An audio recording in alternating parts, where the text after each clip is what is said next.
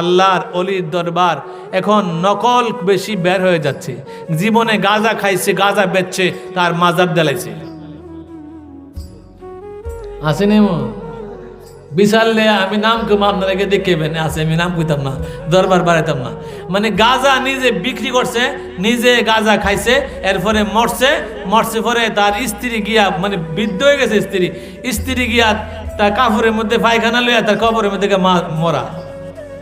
কেমন হলি স্ত্রীও মাথা নষ্ট হয়েছে আর কি। তাহলে গাঁজা বিক্রি কইরা, গাঁজা খাইয়া, ফকিরি কইরা, গান কইরা, মাজার দিয়া এখন অলি সাজছে। এটা কি অলি না টলি?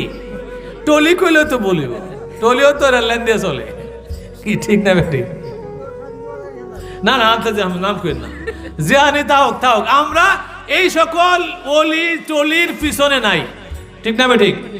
আমরা আছি হযরত শাহজালালের পিছনে, যিনি নামাজের মুসল্লা সুরমা নদীতে বিছায়া পার হয়ে গেছেন। সকলে বলে সুবহানাল্লাহ। এটা ওনার জিন্দা কারামত।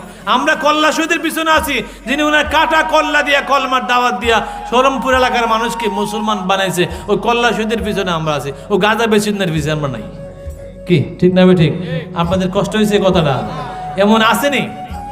আছে, এমন বহুত আছে। ব্যবসা মল্লই মাজার তো মল্লে মাজার হইলে আমার বাপের টাকা হইল। আমার বাপে 45 বছর মাজারের ইমাম ছিল করমপুর মাজার মসজিদের। আমার আব্বার মাজার কু, আমার দাদা করমপুর মাজার মসজিদের ইমাম ছিল।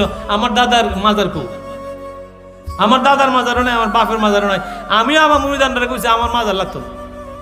আমি মদিনা শুইতে চাই, মদিনা যাইতে চাই। আমার যদি জান্নাতুল বাকি জায়গা দিয়ে আল্লাহ নবীজি দয়া করে, আমার তো আর দরকারই নেই। আর যদি আমি মারা যাই, আমার মাজারের কোনো প্রয়োজন নেই। 5 জন লোক আছে আমার কাছে মুড়ি দিব, আয়াকে হুজুর আপনি যদি মারা যান, আমরা যদি বাচ্চা থাকি, তাহলে আমরা আপনার মাজারে খাদিমি করতাম নি। আমি কি আপনারা কইছে কেডা আমার কাছে মুড়ি দেবে লেগে? আমি মরলে আপনারা খাদেম হইবেন, কেডা আগে মরে কেডা পরে মরে কে কইতারে? আমার এমন মাজারের দরকার নাই, এমন মুড়িদের দরকার নাই।